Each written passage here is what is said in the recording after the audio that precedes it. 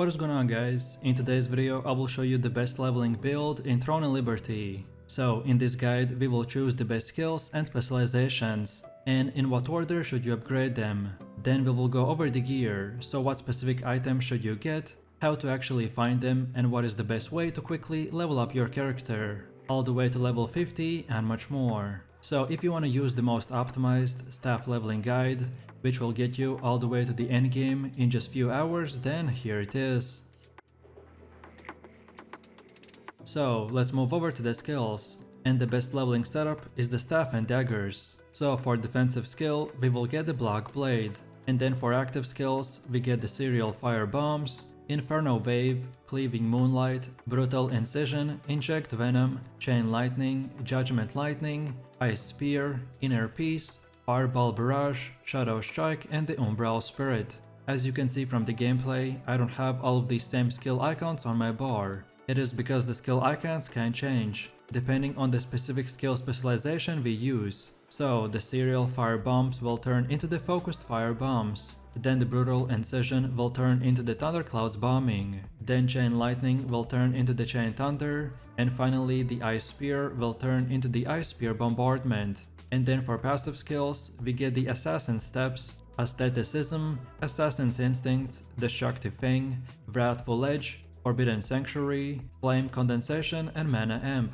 The order that you should get these passives is from level 3, get the Assassin Step and the Mana Ball Eruption. Then at level 6, add the Assassin's Instinct. Then at level 20, get the Aestheticism. Then at 27, get the Destructive Fang. And now from level 30 until 39, don't worry about your passives, because we will replace them at level 39. So from 39, get the Wrathful Edge and Forbidden Sanctuary. Then at level 40, add Flame Condensation. And now from 40 until 50, replace all of the skills that are not in our build. Next, we will quickly look into the skill priority. And we want to use quality and rare marined ore to craft quality and rare passive skill and active skill growth books. I recommend to prioritize getting all of your skills to blue first, before getting them to purple.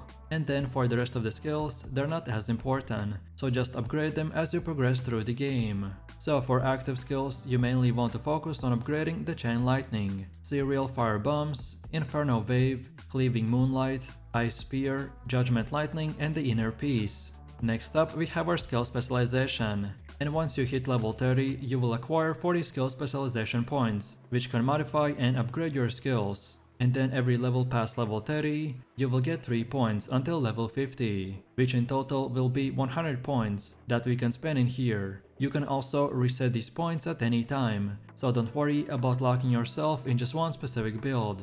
So for Brutal Incision we select the Thunderclouds Bombing. Then for Judgment Lightning get all 3, so guaranteed consecutive use, guaranteed damage transfer, and the chain damage. Then for Inner Peace don't select anything. Then for Umbral Spirit get the damage increase. Then for Cleaving Moonlight select the consecutive use and effect duration. Then for Shadow Strike don't get anything. Then for Chain Lightning get all 3, so Chain Thunder, guaranteed damage transfer, and the chain damage. Then for Ice Spear get the Ice Spear bombardment and damage. Then for Fireball Barrage get the cooldown. Then for Inferno Wave select the cooldown and consecutive use. Then for Inject Venom get the Resource Cast. And lastly for Serial Fire Bombs get the Focused Fire Bombs, able to move, range, and projectile speed. And for the order, I recommend to spend these points fully in just one skill before going to the next one. So first of all, get everything I showed for the Chain Thunder, then Focus Fire Bombs, then Inferno Waves, and so on and so forth. Next we have our Weapon Mastery. So for the staff, we take a look at the middle row and get everything from the Radiant Composure until the Mana Intensification. Then afterwards we go to the bottom row and get this entire thing. And then for daggers, we take a look at the middle row and get everything from the Silent Dash until the Sorrowful Silence. And then again take a look at the bottom and get everything from the melee critical hit until the Maddening Excitement. And by the way, for this one, the numbers are bugged, so Silent Dash should not be unlocked at 10th, but it should be first, and then only the entire bottom row. So now let's go over to the gear. And here is our overall leveling gear, which will get us all the way to 50. But depending on your RNG, you might get 1 or 2 blue pieces as well. All of this gear can be easily acquired through the main story, codex chapters and by crafting it yourself.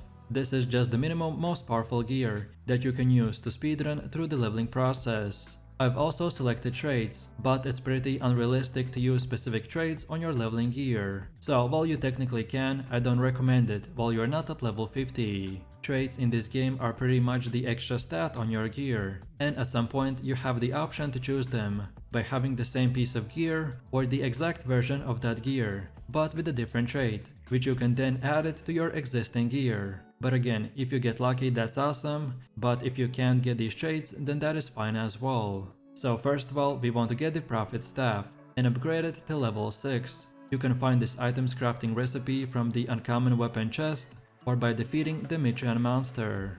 Next we have the Swashbuckler's Dagger, and as all the items need to be upgraded until level 6, so I will stop mentioning it, but just don't forget about it. You can find this item's crafting recipe from the Uncommon Weapon chest or from defeating the NPCs, like the Hermit Crab, Crackler, Deathless Skeleton Knight, or the Deathless Skeleton Commander. Next we have the Retainer's Visor Helmet, and you can get it from the Uncommon Headgear chest or by defeating the Dark Skeleton Knight. Then we have the Shaman's Cloak, and you can get it from the level 6 Uncommon Cloak Selection chest or by defeating the Lethal Venom Cobra. Then we have the Assassin's Leather Armor, and you can get it from defeating the NPCs like the Hermit Crab, Shade Assassin, Fire Orc Archer, or the Crackler. Next we have the Shock Trooper's Plate Gloves, and you can get it by defeating the Large Stone Golems. Next we have the Holy Knight's Iron Gaiters, and you can get it from level 6 Uncommon Leg Chest or by defeating the Sea Crab or the Contaminated Mitran. Then we have the Liberation Magic Boots that you can get by defeating the Cruel Orc Butcher. Next we have the Crude Wave Necklace that you can get from Uncommon Accessory Chest or by defeating the Sand Scorpion. Then we have the Crude Conquest Bracelet that you can get from Uncommon Accessory Chest or by defeating the Charging Ant, Skeleton Knight, or the Grey Claw Sentry. Next up we have the Crude Wind Band that you can get from Uncommon Accessory Chest or by defeating the Iron Cheston. Then we have the Crude Flame Band that you can get from Uncommon Accessory Chest or by defeating a bunch of NPCs like the Spectral Shadowmancer, Grey Sentry, Grey Claw, Grey Scout, or the Grey Wolf. And finally we have the Crude Vigor Belt that you can get from Uncommon Accessory Chest or by defeating the Evil Eye. Next we have our gear upgrading, and this game doesn't have a very typical gear progression, so by this I mean that you will have to upgrade pretty much anything you get. So you start at grey gear, and then you will want to upgrade it till level 3. This is because when we equip green gear, we then want to transfer that grey gear into the green one. By transferring XP from our previous worst gear, we will save a bunch of experience, and you want to do this for every single gear and weapon piece. As well, you will be doing the same thing with the blue and purple items in the endgame. So the main concept you need to keep in mind is just to upgrade your current gear no matter what it is, and then transfer it to your new one. So now let's move over to the stats. And as for leveling, all everyone cares about is damage and as fast progression as possible, so we want to focus mainly on dexterity and wisdom. Every level from 1 to 50 will give us a stat point, as well as gear will give us additional stat points that we cannot change or adjust. So depending on our gear, we want to spend our points to reach milestones like 30, 40 or 50, because each one of these milestones will give us extra stats, like more health, extra damage, reduced cooldowns, and etc. So our first goal from about level 1 to 21 is to reach 30 dexterity. Then next we want to go to 30 wisdom, which should be from level 22 until about level 40. And then finally from level 40 plus, you want to spend your leftover points into perception.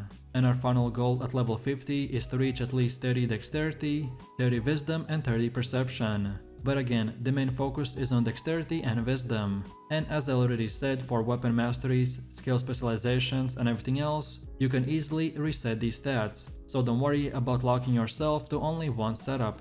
And now finally we have come to the gameplay part. The main skills we use while leveling is the Chain Lightning, Serial Fire Bombs, and Inferno Wave, because they are your main DPS skills. Then the Ice Spear with skill specializations is your main single target nuke, specifically meant for bosses. Then the Cleaving Moonlight and Brutal Incision are good finishers if enemies ever come into melee range. You can combine them with the Shadow Strike or even the Inject Venom. And finally, you should use the Shadow Strike to quickly move around the map. So in a summary, leveling in Throne of Liberty is very simple. Just follow the main storyline and start completing chapter 1 until chapter 10. After chapter 4 you should be able to craft a full set of green gear, which will take us all the way to the endgame, and that's about it. So if you enjoyed this video, click like, subscribe and comment. And if you're interested in more content, then check out my channel. And I will see you in the next one. So take it easy. Peace.